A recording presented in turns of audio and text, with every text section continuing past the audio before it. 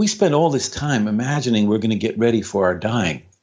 And I think it's a kind of absurd idea to imagine that at the time of our dying, we will have the strength of body, the emotional stability, the mental clarity to do the work of a lifetime. It's an absurd gamble. So we should do this work now. And that includes those of us who are not dying, who are with, our aging parents, for example. Be with them now. Tell them you love them now, Waiting is full of expectation. Waiting for the next moment to arrive. We miss this one, Waiting for the moment of dying. We miss all the moments in between. Yeah.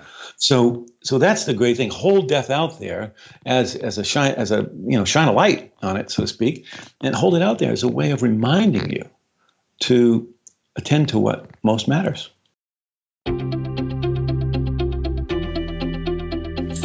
I'm Srini Rao, and this is the Unmistakable Creative Podcast, where you get a window into the stories and insights of the most innovative and creative minds who've started movements, built thriving businesses, written best-selling books, and created insanely interesting art. For more, check out our 500-episode archive at unmistakablecreative.com. Frank, welcome to the Unmistakable Creative. Thanks so much for taking the time to join us. Happy to be with you, Srini. Really happy to be with you. Yeah.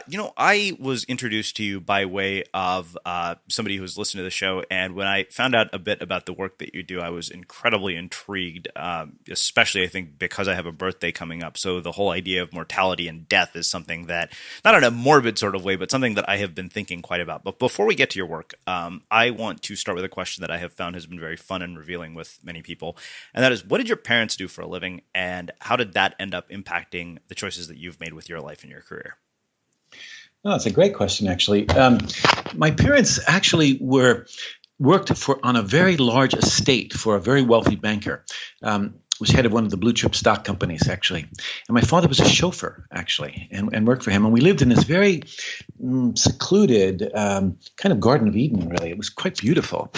And so I grew up with a lot of beauty around me. And that was a huge influence in my life, actually. Mm-hmm. But a bigger influence than their work was their life. And when I was 10 or 11, we moved off that Garden of Eden, went out of the garden, so to speak, and they really fell apart. They both became rabid alcoholics. They had a really tough time with life, and they died very early.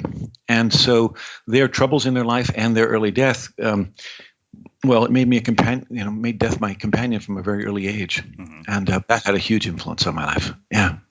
How old were you when they died? I was a teenager when my mom died, and my dad died just a few years later. Yeah. I'm curious what sort of coping mechanisms and life skills that you develop, from losing parents so early in your life. And, that's not an easy, I can't fathom what it would be like to lose a parent at the age of 13, both parents for that matter, and to navigate life on your own. So I'm curious kind of how did you navigate life on your own? Well, not so well at first, to be honest. I think that it's not uncommon for a lot of us to try to do our very best to keep whatever our form of our suffering is at arm's length. So I tried to avoid it. I did everything, sex, drugs, and rock and roll. I really did my best to stay away from what hurt, thinking that somehow I could somehow avoid it. But at some juncture in our life, we have to turn toward that which hurts. We have to turn toward our suffering. It's the only way through, really. And so in my case, Buddhist practice became part of my life very early on in my 20s. And that became a tool, a skill that I developed that allowed me to be with what hurt and to learn something from it. Wow. One of the things I'm curious about is what actually led to this work. Like, what has been the trajectory of your life and your career? I mean, you talked about losing parents, but how did you actually end up at this point? Yeah, well, it's, what happens in life, right? Life accumulates. And if we're lucky, we pay attention and it shows us the way. Some of us have really clear plans and we implement those. That wasn't the case in my life. So there's a wonderful story by Rabindranath Tagore, the Nobel Prize winner and Nobel laureate, rather. And he talks about in India wandering, around a rock to an overlook, this kind of thing, because the kids walked barefoot. And then when they got shoes, they carried heavy loads and the paths became very straight and purposeful. I think I walked barefoot for a long time. I think I meandered through my life. And somehow that brought me to this point. I mean, there were big influences. I mentioned the death of my own parents at a very early age. That's a strong influence. Buddhist practice, which emphasized in its teachings the study of impermanence, the constant change of every conceivable experience. That was a big influence in my life. I worked for a little while in refugee camps in southern Mexico and Central America, where I saw a lot of horrible dying, people in really desperate situations.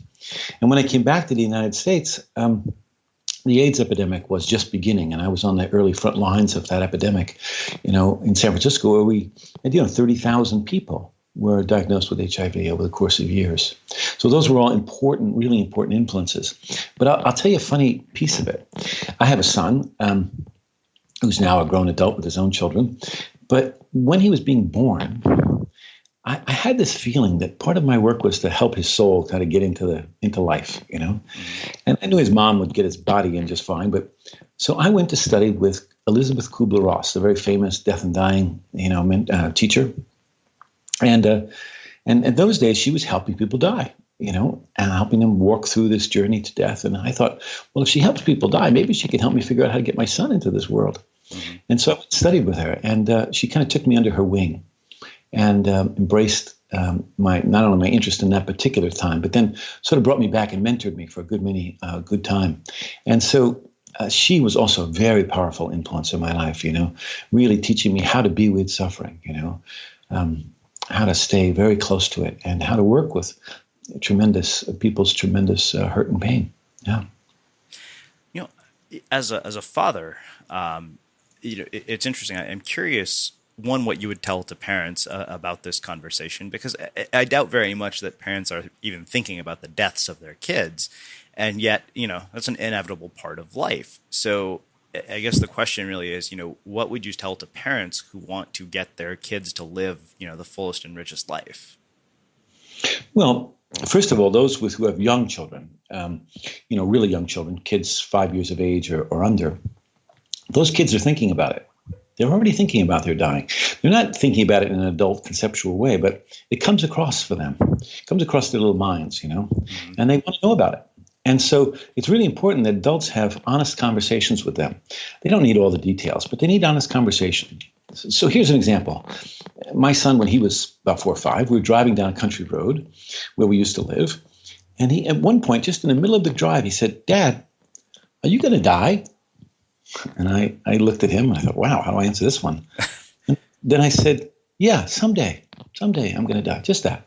Yeah. Just see, nothing more." And he said, "Oh." And he got quiet again. And then he said, "Is Mom going to die?" And I said, "Yeah, someday Mom will die too. Like everything else, Uh-huh. And he sat there for a little bit. And we drove past our neighbor's house, who we used to call Grandpa Tom. And he looked at the house for a little bit. He knew Grandpa Tom had died. And then he turned and he said, "Dad, am I going to die?" And it was a really great question, And I said, "Yeah, you're going to die too. Someday. Not right now, but someday, And it was all he needed. He just needed me to answer him truthfully. He didn't need me to reassure him. He didn't need me to tell him a story, an imaginary story. He just needed to have the truth told to him in a very simple way. Yeah. So kids are thinking about it a lot.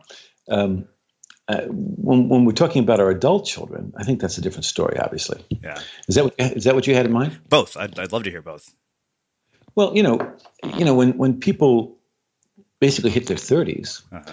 they start, they start changing, right? You start shifting. Sure. It isn't just about accomplishing and, getting all the toys I can get.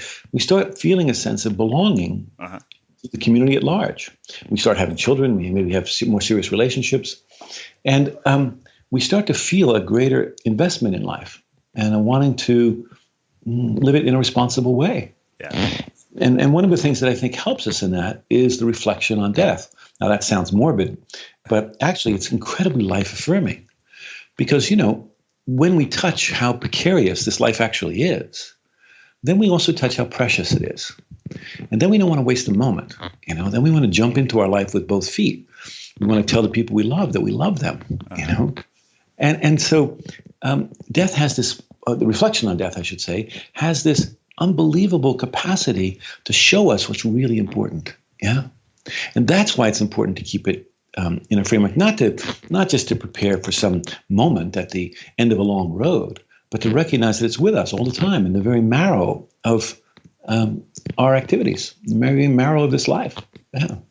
So I think it's life affirming. Yeah. To actually include death. Yeah. It's so interesting that you bring, up 30s, because I literally was just writing this. I do a post every year on my birthday. Usually it's like 38 life lessons from 38 years. And this year's is going to be 39 observations of a life that hasn't gone according to plan.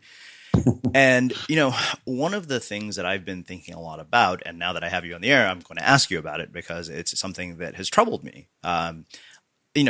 For the longest time, I think I had this tremendous fear that I would end up alone. And then I had 2 relationships that were really not that great. And I was kind of like, wow, this sucks. Being alone is even better in some cases, but that fear eventually waned. And the fear that has really concerned me is the notion that, wait a minute, I'm almost 40. I'm still single. And are my parents going to die before I get married or, have kids? Are they going to... Am I going to have this profound life experience with one of my parents not there to see it? Mm-hmm. And I am very curious what you would have to say to me about this. Yeah. Yeah. Well, I guess what I want to encourage is to make sure we're spending the kind of time with them that you really want to now. Mm-hmm. And don't wait for the big events of your life. Don't wait for the wedding or their death or for some other, major event. Yeah. But in the day-to-day, I mean, look, we spend all this time imagining we're going to get ready for our dying. And I think it's a kind of absurd idea to imagine that at the time of our dying, we will have the strength of body, the emotional stability, the mental clarity to do the work of a lifetime. It's an absurd gamble. So we should do this work now. And that includes those of us who are not dying, who are with, our aging parents, for example. Be with them now. Tell them you love them now, Waiting is full of expectation. Waiting for the next moment to arrive. We miss this one, Waiting for the moment of dying. We miss all the moments in between. Yeah. So that's the great thing. Hold death out there as a shine a light on it, so to speak, and hold it out there as a way of reminding you to attend to what most matters. Yeah. Try telling that to my mom. What do you think she would say to that? I don't honestly know. I mean, I think, a big part of why I feel this way is because of the pressure that I get from family. I mean, it's a culture that I grew up in, to be, 39 and single and not married and not have kids. I mean, it's almost sacrilegious in the community that I grew up in, Yeah, no, I understand. And, we take on these things, of course, and sure. Feel enormous pressures and kind of they become our inner critic and they tend to stop our growth, actually, when we take those kinds of belief systems on for ourselves. Yeah. I was working I teach a lot in Italy, and I was working with a young woman who was about 39, actually, and she was a doctor, great anesthesiologist, and we were working on the critic. We were talking about our self-critic, and how, it has its way with us, right? I mean, our critic's always there, right? When we're eating, when we're, working, when we're making love, there's our critic. And so we're doing this work, and she said, I don't really have a critic. I said, are you sure? And she said, yeah, I'm sure. And I said, would you like to find out? And she said, yeah. I said, could it hurt? Are you sure? Yeah. So I just leaned in very quietly, no yelling, and I just said, how come you don't have any babies yet? Just like that, just that simple. And she burst into tears. And what it was is that the cultural bias in her case, as a woman of childbearing years, everybody expected that she would have a child. Mm-hmm. And the taxi cab driver says, where's your babies? So I think this was part of her experience. And so what happened was, after our conversation, I held her and worked with her a little bit. She went into therapy. She did some work. She realized that she was really afraid of having a kid. She got through that fear, worked it out. Next year, she came back to the workshop. She's still a wonderful doctor, and now she has a child. and I don't mean that that's the outcome that has to come out of it. I just mean it's really important that we look and see how these kind of beliefs, cultural biases, et cetera, are affecting us, how they shape our lives. Sure. And to really question them, to inquire. Yeah. Wow. Yeah. This is something that really struck me as I was thinking about our conversation. We all know we're going to die, right? It's it makes its way into cliches and self-help books and everything imaginable, like you kind of know this is an inevitable moment in your life. And at the same time, we don't have this sort of, almost inherent appetite for risk and doing these wildly ambitious things.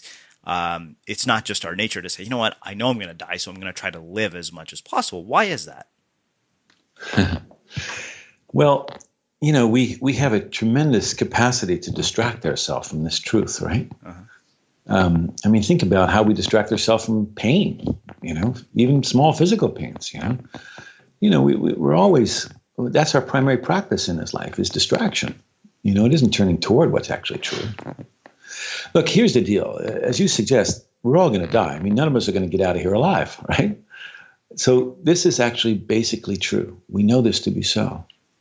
But oftentimes I think we opt for comfort over truth.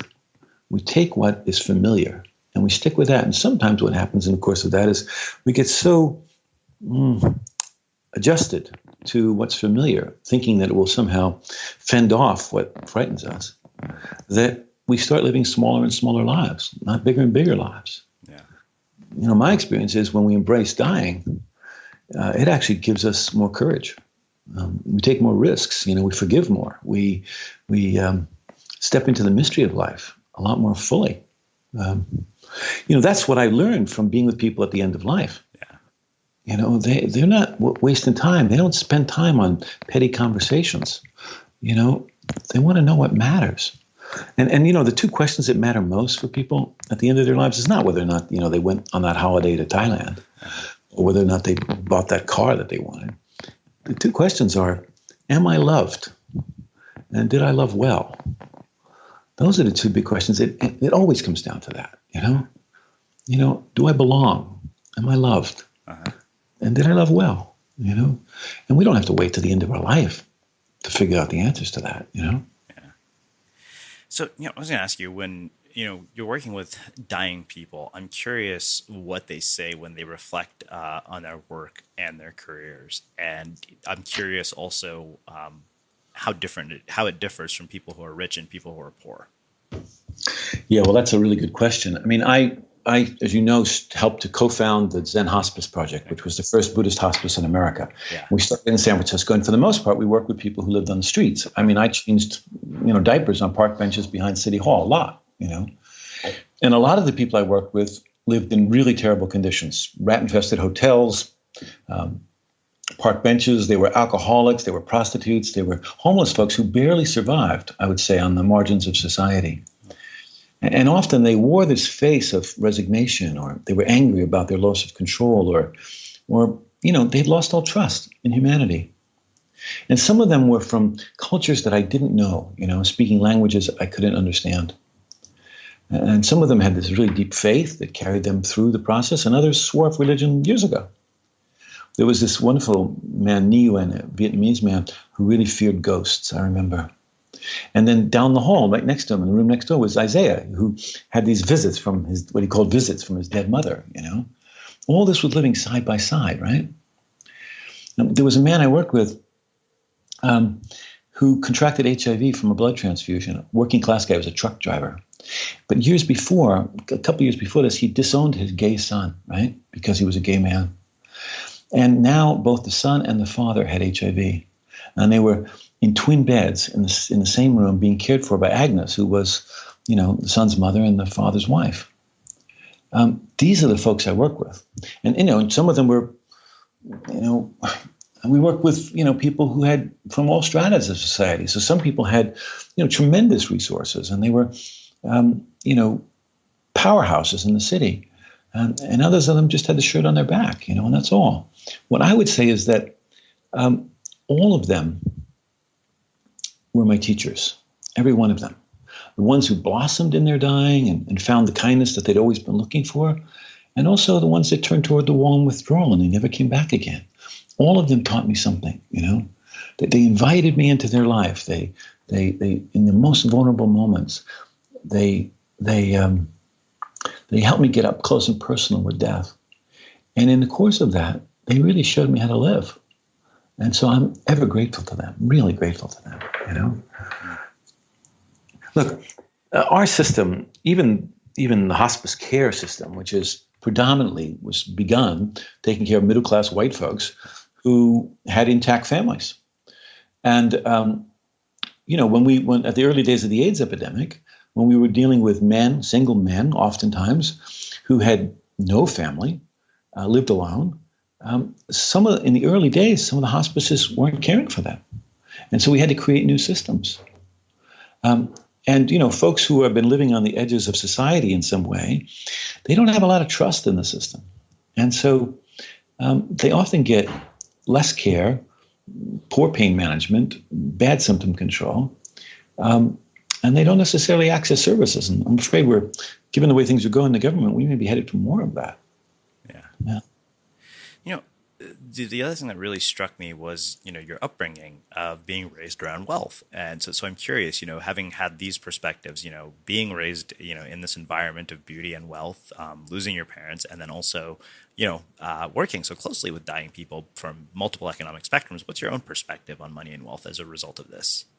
Yeah, well, it's funny, I've never hungered after wealth. It just hasn't been one of those desires. There was a time in my 20s when that was a big part of my life. I literally used to produce rock and roll concerts, and I thought that, that was going to make me rich and happy, and it just made me tired. It was fun, but the thread through my life has always been service. It's always been compassionate service. And I suspect it's because I had a lot of fear. And, having grown up in the conditions that I encountered as a young man. And so that service, that compassionate action was a kind of balancing factor, if you will, for all of that. So money's never been the driving force for me. I've always fortunately had enough to sort of manage my life. But I've been with people who are dirt poor, and I've been with people who have enormous wealth around the time of their dying. And honestly, yes, the folks who had a lot of money, well, they got better conditions. But it didn't necessarily make them any more open to their dying process, Uh-huh. I worked with, I'm thinking of this right now, this one family, very wealthy, really wealthy family. And the mom was dying of brain cancer. And she'd been badly abused by her husband. And she came to stay with us. And it was a tough situation, But over the course of the time that she was with us, her husband and her made a reconciliation, in part with our help, And but it took her dying really to really make that happen. They had a young boy who had Down syndrome, and he was about 10 or 11, I guess, but he had sort of presented as a 5 or 6 year old. And when the mom died, Dad asked me, well, what should we do? Should we bring him or not? And I said, yeah, definitely bring him over, And he said, well, I'm not sure. Maybe it'll frighten him. He said, maybe I should call his therapist. So she called the therapist, or he called the therapist. And the therapist said, no, don't do it. When I was a little girl, they made me kiss my grandfather in the coffin, and it was terrible. I don't recommend it. So he called back and he told me this. And I said, well, why don't you come over, bring Tommy, and bring the therapist? So they all showed up at the door, therapist and Dad and the rest of the family. And we went upstairs to Mom's room where Mom had died, an hour or two before. And everybody was terrified. What will happen to young Tommy? And I just held Tommy's hand, and he went right up to the bed and he just kissed his mom on the forehead, as he had every other visit he'd made. And then he looked at me and he said, where has all that gone? That's what he said. Where has all that gone? And everybody was frightened. How will we answer this? And I said, I don't know, Tommy. What do you think? And he gave me this really great story that was somewhere, a morphing, rather a story that talked about the morphing in the Terminator and a butterfly moving out of a cocoon. He had made up this really imaginary, wonderful way of understanding it. And so we all stayed there, and we stayed with the mom, through the course of the evening. And everybody talked, and everybody visited. And this is the way it would have been done, 50 or 100 years ago. And then at the end of the evening, everybody decided to go home. And I asked if I could have a few minutes with Tommy. And Tommy, just Tommy alone in the room with me. And I said, Tommy, if there's anything you want to say to your mom, if there's anything you want to do with your mom, now's the time. And so he did the most amazing thing, Shrina. He went over to his mom, and he touched her whole body, her face and her arms, her hands, And then he leaned in and he smelled her. He actually put his nose to her, and he smelled her. And it reminded me once of being on a country road. A mother deer had been hit by a car, and the fawn was there next to the mother deer, trying to understand what had happened, to understand it in a visceral way, That's what Tommy was doing. And I sometimes, wonder, wouldn't it be amazing if adults could do something like that, If adults could get that close in a way and be that unfrightened about death, I wonder how it would change our lives, if we didn't see death as the enemy, if we thought of it as the culmination of a whole lifetime, as maybe the greatest opportunity for transformation we'll ever have, I think that's some of what Tommy discovered. And I think that's available to us all the time, whether or not someone's dying in our family or we're diagnosed with a serious illness. It's always available to us, Let's just look and see how we meet endings, at the end of the day, or when we leave, a meeting with a colleague, or, we're at an event and we leave, how do we say goodbye to people, Pay attention to endings, and I think that helps us enormously to understand something about our relationship to death. So I don't know about you, but vacuuming is not one of those things that I ever look forward to doing. But as you know, your environment has a huge impact on your creativity. So I still like it to be clean wherever I'm living and working. But now it doesn't have to be something that you deal with. If you're like me and you grew up in the 80s, you probably fantasized about the day when cleaning your house would be like it was for the Jetsons, meaning you don't have to lift a finger. Well, the good news is that we're already kind of living in that future. And the easiest way to make sure your floors are clean every day is with the iRobot Roomba Robot Vacuum.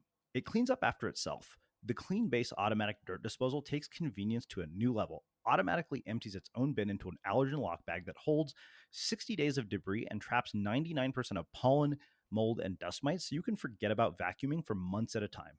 Let the Roomba clean for you instead. It learns your home, finds dirt, and empties itself on its own. It's got powerful cleaning performance made effortless. Remember, if it's not from iRobot, it's not a Roomba. To learn more, go to iRobot.com/unmistakable. One of the things the other things that really kind of came up for me as we're talking about this that I just thought of is I'm curious about what the experience of death looks like across different cultures. Because I always jokingly tell my parents, it's like, yeah, Indian people, are on a deferred life plan because they believe in reincarnation. And I personally am concerned that I'll be reincarnated as a cockroach. So I'm going to, put everything I have into this life. So, I'm genuinely curious, like what your work has shown about sort of death across different cultures. Yeah, well, of course, it varies enormously. And the challenge with the question like this, of course, is not to answer in stereotypes. Yeah, of course. But, cultural programming, cultural conditioning can have a huge influence, So here's some examples. So I'm working with a Latino family. I see them in the hospital. I've gone, their father's being referred to the hospice. He's the padrone. He's the head of the family. And I meet in the hallway, and there's 14, 15 people there. All want to talk to me. This is pretty typical, right? And they said to me, don't tell our father that he's dying. Will you promise us that you won't tell our father that he's dying? I said, I promise you, I won't do that. Mm-hmm. And I said, but can I go in the room alone? Yes, you can. So I went into the room, sat down with the father. He said, I know who you are. You're here from the hospice. He said, I only have one request. I said, what is it? He said, don't tell my family that I'm dying. Don't tell my family that I'm dying. I said, I promise you, I won't do that, So there's this kind of collusion that can sometimes happen out of a loving protection, actually, a loving protection. That's what it is. And so in some cultures, the dying experience is is absolutely shared through the whole family, and everybody's there, auntie and uncles and cousins and the whole lot, and that's one beautiful way in which death happens. There's other cultural conditions where people want to die alone. No, I call a family member and say, it looks like your mom might be dying. And they say, okay, well, I'm not going to come because I want to see her the way I remember her, the way I saw her last week. Mm-hmm. They don't come, And that's a different kind of model that's out there. I don't have any judgments about how people should do this. I just think people do it in their own way and according to they're often according to the conditions in which they were raised. In some traditional Chinese families, there's enormous grieving that happens around the time of dying. Sometimes even a very public kind of grieving, where there's wailing and shaking of the bed and all manner of things, That's not the way the New Englander, dies. The Boston Brahmin, I call them, dies. They often die in a totally different context. So it depends enormously. It depends enormously on the culture. African American families have really different ways of doing it, and there's no way of saying this is how African American families do it. But we know, for example, that African American families don't use hospice services as much, in part because families take care of each other, and they're not inviting strangers into that process. Sometimes that's the case. So again, we got to be careful about not pushing, promoting something. Good here. But I'm thinking about you and your mom and the question that you're thinking about. You might come back as a cockroach. Yeah. There was a guy I worked with. His name was Jackie, African-American man, a heroin user for 30 years. And he was staying at the Zen Hospice Project, right? And the volunteers had given him this kind of bracelet. The bracelet had 3 colors. And so one day I'm in the backyard with Jackie, and I'm a very curious guy. And so I said to Jackie, Jackie, what's that bracelet you got on? Oh, I don't know. The volunteers gave it to me. I said, well, what's the colors mean? He said, well, the green's for life, and the red's for passion, the black, I don't know what the black's for. I said, okay. I said, hey, Jackie, here you are in this Zen hospice, all these Buddhists. I said, anybody talking to you about reincarnation? He said, yeah, they talk about it sometimes. I said, well, you think you're going to get born again, Jackie? He said, yeah, I do. I said, oh, what are you going to do? He said, maybe you come back as a cow, He said, no, I'm not coming back as a goddamn cow. And I said, well, what are you coming back as? He said, Jackie. I said, Jackie, why do you want to be Jackie? I said, you could be a king or a queen. You want to choose that? No. So I want to come back as Jackie. I said, how come? He said, because next time I'm going to get it right.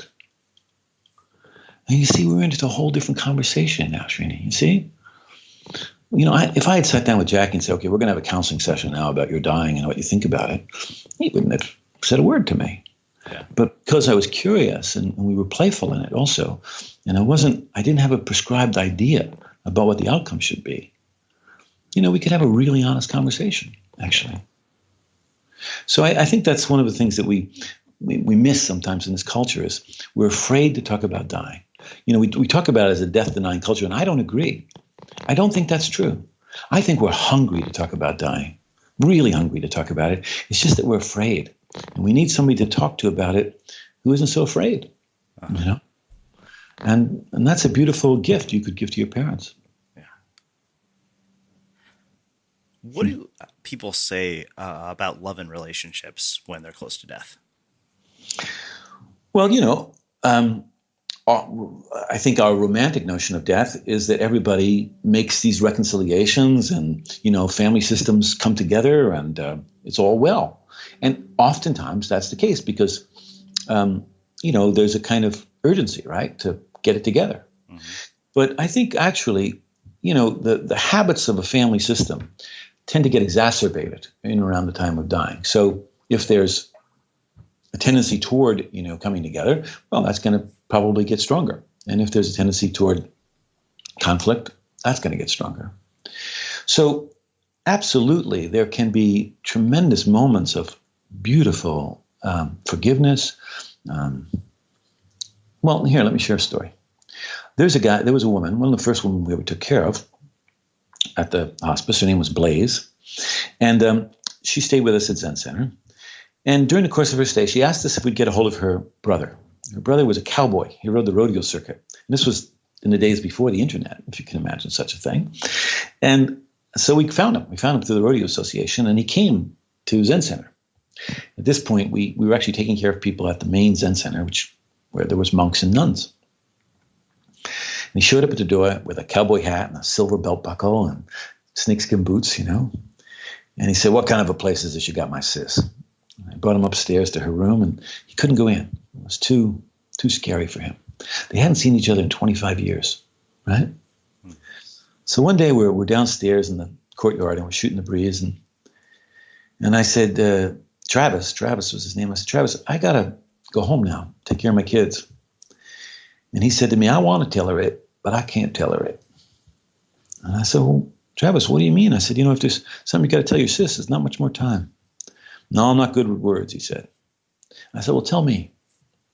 And so he told me this really difficult story of their childhood and how they'd been abandoned and lived in orphanages and foster homes, and how he'd been really tough with her. He'd been abusive to her in lots of ways, And this had led to them splitting apart and, not seeing each other as adults. And he was, riddled with regret. And so after he told me this story, because sometimes people have to tell their story, I said, "Let's go upstairs and see your sis." And so we went up to her room, and he pulled up a chair next to her bed. And he leaned in and he said, "Sis," he says, "but something I've been wanting to tell you for years." He said, "But I'm not so good at words." And she did the most amazing thing, Srini. She lifted up her hand like a policeman, at a stoplight. And she said, "Look," she said, "in this place, I have somebody who bathes me. I have somebody who feeds me. I am surrounded by love. There's no blame." And it was the most extraordinary moment of forgiveness I've ever witnessed. It was beautiful, a whole lifetime really forgiven, not forgotten, but forgiven in that moment. Yeah. Mm-hmm. Now, I don't think Travis could have received that gift had he hadn't also told the story, to me. Yeah. There was room now for this forgiveness. So sometimes it's like that, and it's beautiful, and there's tremendous love that emerges, even though there's been a difficult life, But it doesn't always work out that way. Look, dying is beautiful and tender and mysterious, all those things. It's also messy, but most of all, it's ordinary. All of us will go through it, And again, I don't want to tell romantic stories about dying. I want us to be real about it, But yeah, I think mostly toward the end of life, what matters is, am I loved? Do I love well? And it isn't always the family. Yeah. Sometimes, it was me. It was me loving that person. When people used to come to volunteer with us, I used to say, "Are you really ready to let somebody into your life? To let your heart really be open, and then really to have your heart, for that person to die and for your heart to be broken. Do you have room for that in your life? Because if you don't, this isn't the place for you. You got to let yourself be touched by this. You got to let your heart really be, moved by this. That's where you learn what really works. What really helps. Yeah. And it doesn't always turn out good, Srini. I just shared with you this beautiful story of it working out well, right? And so there's the opposite. If it's okay with you, I'll share with you. Please do. So imagine a young woman, 38 years old, dying of cancer, and she'd had a really tough time with her mom. A horrible time with her mom. And my mom was just really cruel to her. And now this woman had slipped into a kind of somnolent state. So she was sleeping all the time, not really a coma, but sleeping, not eating, wasn't rousable for about 2 or 3 days. And her mother came in that time from the other side of the country and sat next to her bed and began to really ask for forgiveness, apologize for the hurt that she'd done. Every family has hurt each other, But in this case, it was pretty tough. And in the middle of this, session of asking for forgiveness and apology, the daughter, who hadn't spoken in days, sat up in bed like a rocket. And she looked at her mom straight in her eye and she said, "I hate you. I've always hated you." And then she died. Yeah. How do you keep your heart open in that kind of hell? I mean, everybody in the room was suffering. The mother, the volunteers who were in the room, me, And of course, our story is this is the worst possible outcome, right? This is the worst possible dying you could have. But there's some other side to that. And it is that this daughter actually got to speak the truth. She got to say what was actually true for her, that maybe she was holding on to for a really long time, Now, I worked with that mom for 6 months afterwards, helping her through her grief. And it was really important, actually, what the daughter had said to her, because she had to face it. She had to face the pain that she had engendered. And it was a really important part of her grief process, So I don't know. I don't know what will set us free. I don't know what will, help us most. And so I've got to be open. I've got to be willing to welcome whatever arises in the room, and work with it. That's been my work for 30 years now. Wow. So I have two other questions about this. One is based on the Bronnie Ware article, the top 5 regrets. Reading an article to me doesn't quite do it justice as being able to ask somebody like you, one, what do people regret? And two, what are they afraid of when they're in that moment?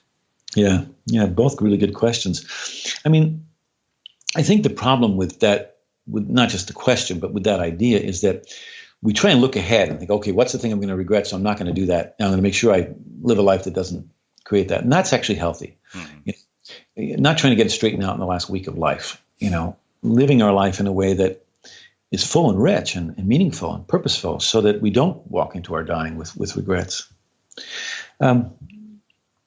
People are afraid of all kinds of things. They're afraid it will hurt.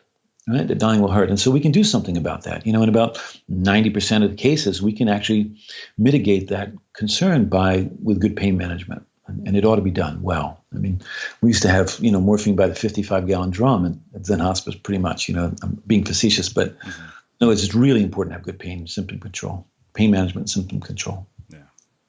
But then that's not all there is.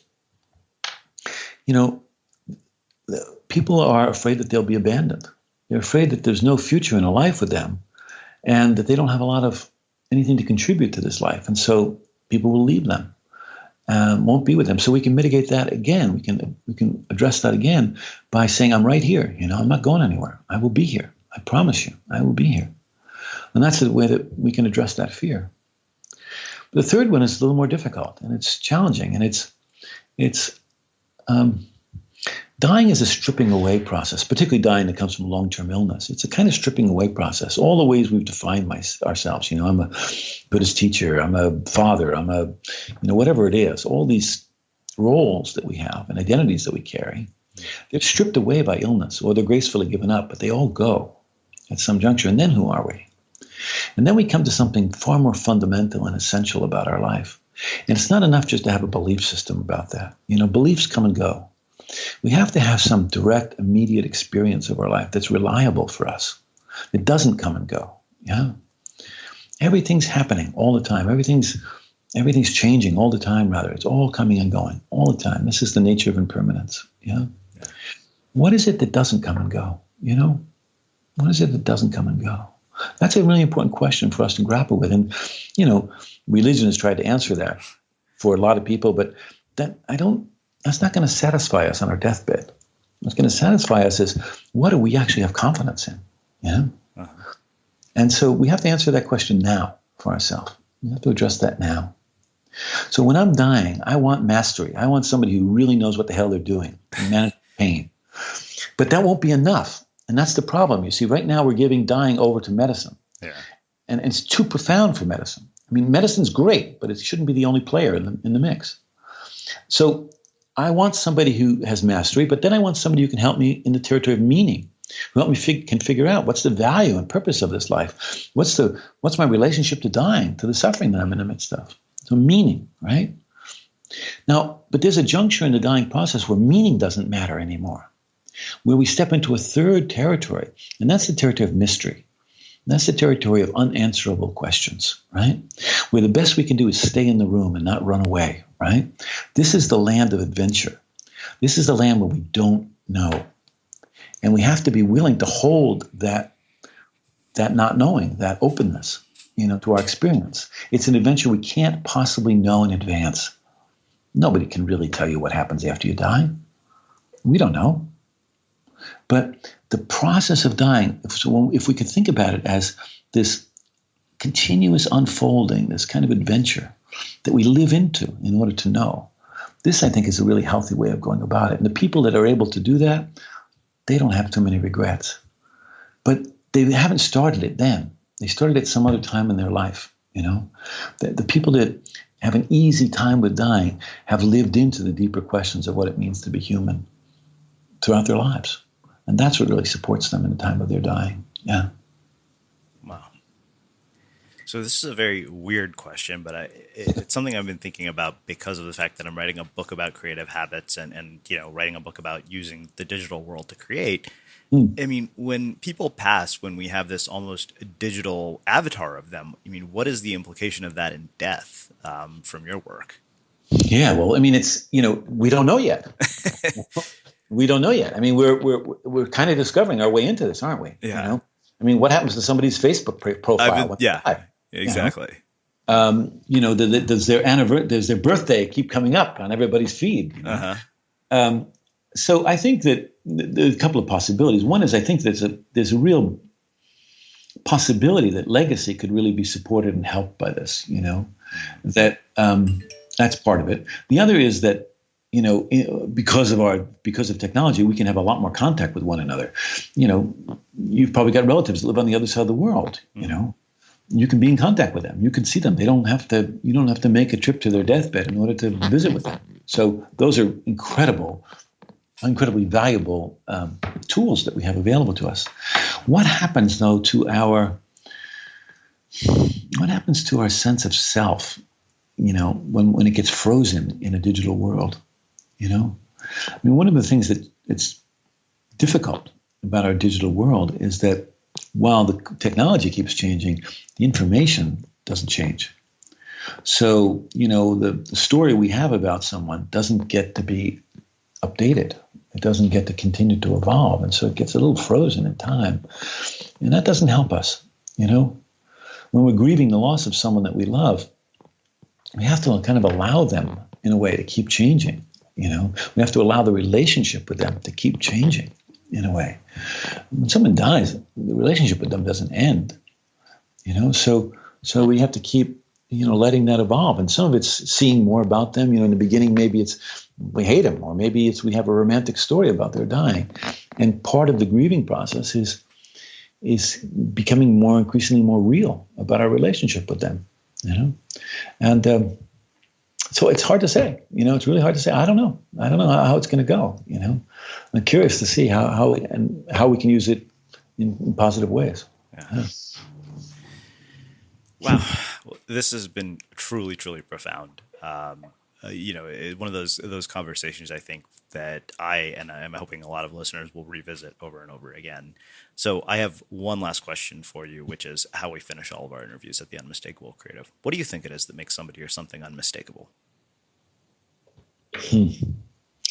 Well, I think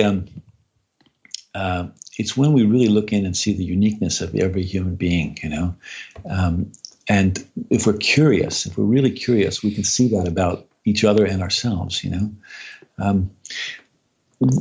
Having said that, I think there's another part, which is that while we are incredibly unique and differentiated and beautiful and diverse in our beauty, we're also part of the same fabric. And when people recognize that about themselves, I think it gives them a depth to their lives that supports them and is a reliable guide through their whole entire lives. And that's what I strive for in my own life, to recognize my own uniqueness, but also I'm not separate from everybody else. And so there's a way in which their suffering is also my suffering, and their joy is also my joy. And that's a beautiful way to go through our lives. Yeah. Well, I really appreciate you taking the time to join us and share your story and your insights with our listeners. This really has been mind-blowingly profound. Well, I really appreciate it. And, if people want to study it more, they can look at my book, which is called The Five Invitations. You'll find it on Amazon and local bookstores. And, I'd encourage you to pick it up and maybe use it as a way of having a dialogue with family and friends, so that we don't wait until the end of our life to learn what death has to teach us. Awesome. And for everybody listening, we will wrap the show with that. Thank you for listening to this episode of the Unmistakable Creative podcast. While you were listening, were there any moments you found fascinating, inspiring, instructive, maybe even heartwarming? Can you think of anyone, a friend or a family member who would appreciate this moment? If so, take a second and share today's episode with that one person, because good ideas and messages are meant to be shared.